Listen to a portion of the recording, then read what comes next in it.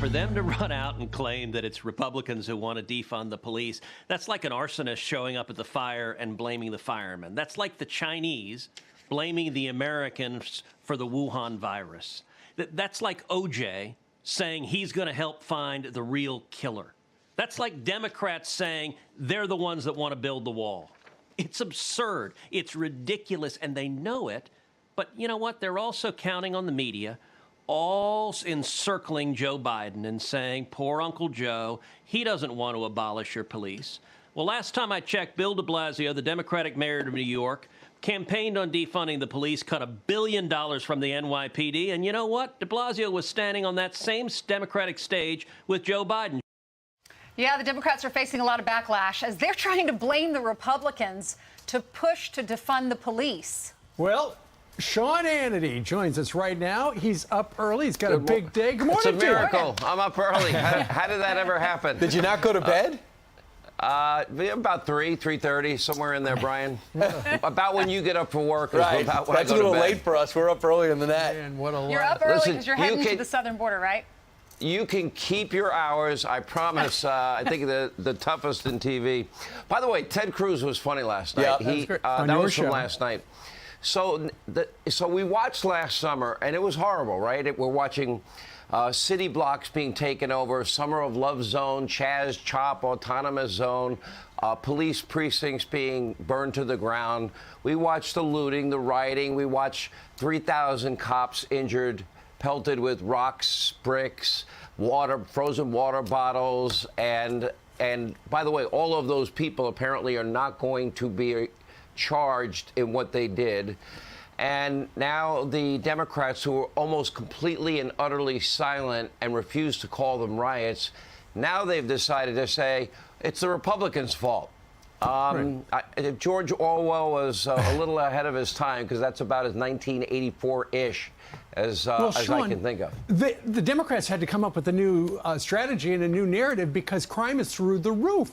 And so last week, out of nowhere, Joe Biden said, he made an announcement, you know, and by the way, police can use the money from the COVID bill, and that's new. And so then Jen Psaki earlier this week was talking about, that's right, it's actually the Republicans who defunded the police because they would not vote for the $1.9 trillion COVID ridiculous. bill, which does not, anywhere in the bill, mention police.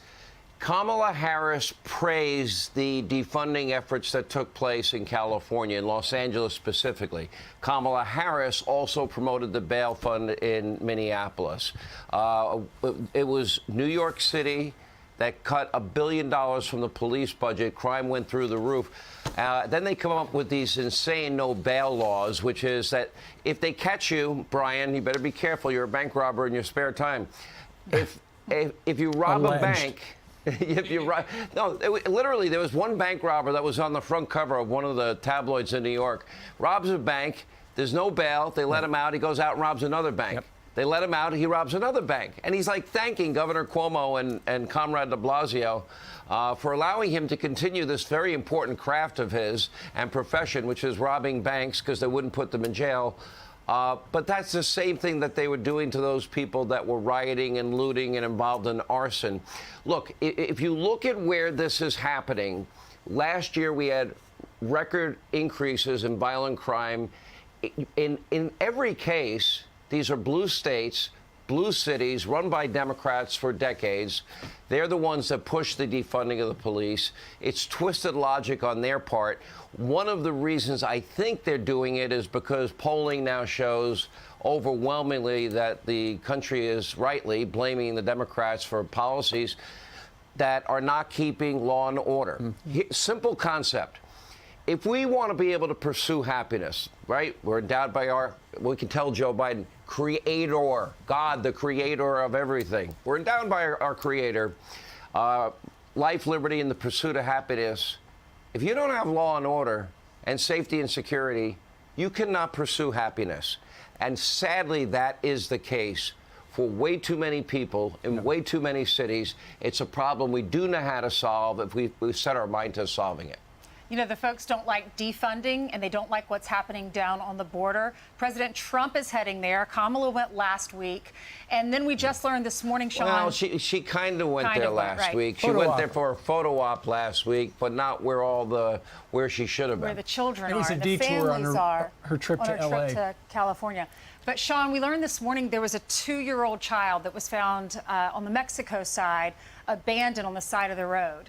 We keep seeing Terrible. these stories. We keep seeing these images. Here's the picture of it. Wow. But you know, Ainsley, we've seen this before. You know, how many times have all right, the walls that are built, and you see people literally pulling these children up to the top of the wall and dumping them over, dropping them over. How is it possible?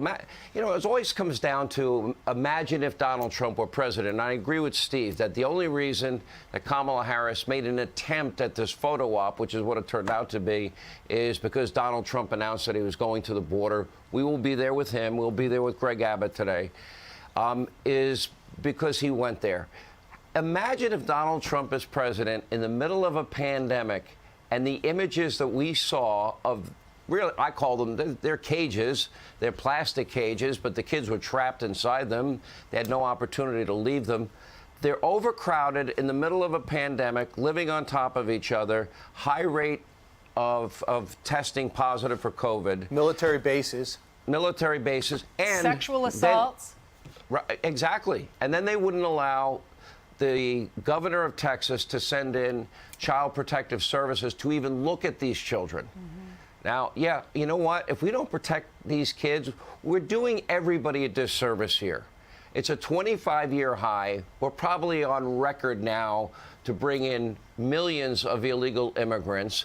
In the dark of night, they're literally transporting them to all the different states in the country. And then the states are then burdened because they're not allowed to circumvent federal law. It gets a little complicated. And the states then are responsible for food, water, shelter, for health care and education, and we could barely afford it for American citizens right now. So what's going to be your approach tonight? You got the governor of Texas, and you have the former president of the United States. Are you going to be seeing what they're doing tonight, bringing that to the show? How do you plan on progressing through this town hall? You know, Brian, if you would have told me that Joe Biden's economy would be this bad this quickly, I don't think I would have believed it. It usually takes a little bit longer. If you would have told me they would open the borders, it's beyond open borders, because you don't get to pick and choose in America. None of us are allowed to pick and choose what laws we choose to obey and what laws we choose not to obey. And not only is Joe Biden and Kamala Harris, they're choosing not to enforce the laws of the land, respecting our law, our borders, our sovereignty. Then they're aiding and abetting in the law breaking because they're only processing people that are coming in. They abolished the Stay in Mexico program, highly successful. They abolished building the wall. They not only brought back catch and release, but it's basically catch and we'll process you and have a good life in America program of Joe and Kamala. But then they're providing all of the services on the backs of the American taxpayer. I'm all for immigration, legal immigration. So that's going to be the focus tonight. That'll be a big part of it. Yeah. The other thing is 90% of the heroin in this country comes across that border. We have an opioid crisis. Right. 95% of the fentanyl in this country that is killing many children, on average 300 Americans a week are dying. That is crossing that southern border. I've been down to the southern border in the course of my career. This might be my 15th time. I've been, by the way, if you want to see really funny film, watch me on horseback. I've been on horseback, all-terrain vehicles, choppers, boats, helicopters, planes. I've seen drug warehouses. I've been from the Rio Grande all the way through San Diego. I've seen literally tunnels built from Mexico up into office buildings in San Diego. The problem is severe, but Trump had fixed it. This problem was resolved. Now we're about to hit a 25, 30-year high of illegal immigrants in the country, and we're not even deporting illegal criminal immigrants in this country. Sean, I was looking up. We'll be watching tonight. Yeah, we will be watching. I was looking up. We were talking about Oakland, and it's one of the one of the most dangerous cities in our country. And I was looking up most dangerous cities this morning, and then it gave me cities in other countries. There were 3, I think, on the top 10 list, and they were all along the border of Mexico. Those are the folks who live there, who want to come into our country, and the Biden administration is letting them just come in free willy-nilly. They can walk right over. You know, there's a human compassionate side to this debate, but it's got to be done legally. That's right. Look, I remember once I was standing in San Diego right on the border. And on the San Diego side, you've got, you know, $500,000 homes, $1 million homes. And then on the other side, you see nothing but utter poverty. It's not America's role, however, to bring every single person that can't take care of themselves. Look, there are 3 criteria I would have for entry into America. Number 1, I would make it that you have to have a background check so we know that you don't have radical associations. Right. Post-COVID, I would say anybody that wants to enter the country legally, they would need a health check of some kind. And the third thing I think people would need to be able to prove is that they're able and capable financially to take care of themselves. Then go through the process legally, and I don't care where you come from, then my answer is welcome to America. We're glad you're here. Indeed. One more topic before you're going to have to go, and that is our president has adopted a new way of communicating. He did it yesterday again, the way he did it last week. And essentially it's George Bush. It's read my lips. I'm whispering. Watch. I'm Joe Biden, yeah. Watch. We're waiting for relief. I got them $1.9 trillion relief so far. They're going to be getting checks in the mail that are consequential. I wrote the bill on the environment. Why would I not be for it? Pay them more. This is an employees bargaining chip now. Hey guys, I think it's time to give ordinary people a tax break. So Sean Hannity on Whispering Wednesday, can you explain why he's talking like that? Yes, I actually can, but some people get angry that I do it. You know, I have been saying for quite a while, we've been showing tape on Hannity. Joe Biden in 2012, Joe Biden in 2016, Joe Biden today. How do I say this nicely? I call him very affectionately President Sippy Cup. Because if you look at Joe's schedule, he has less than 1 item usually a day on his agenda. They hide him as often as possible. Did you ever imagine we'd have a president of the United States that's constantly saying, I can't answer questions because they're going to get mad at me in the back. They're going to yell at me. He goes to bed at like 7 o'clock at night. He gets his warm milky, his sippy cup, maybe a night-night story. And part of it is funny. But now, to me, it's getting a little scary because it's emboldening people that really don't like us, like, Vladimir Putin, President Xi of China, Kim Jong-un, Iranian mullahs, radical Islamic terrorists. I am very, very concerned. He looks weak, frail. He's a cognitive mess. And, Steve, I don't know what that little whisper thing is all about. But it's very odd, bizarre, and strange to me. Right. Well, that's the only way I can explain it. Someone a secret. Every time he does it, he makes our highlight reel. So, all right. And by the way, Saturday you know Night what the Live, most popular item? Everyone wants me to give them. I had sippy cups made up with the presidential seal on it. Everybody wants them. It's going to be a big hit. It's going to be a big hit. I think I'll bring one to President Trump down at the border tonight. Right. It'll be as big a hit as the Gutfeld T-shirt, which is capturing America's imagination. Well, President Trump's policies worked. The policies now are not working. By the way, and look how hard it is on Governor Abbott.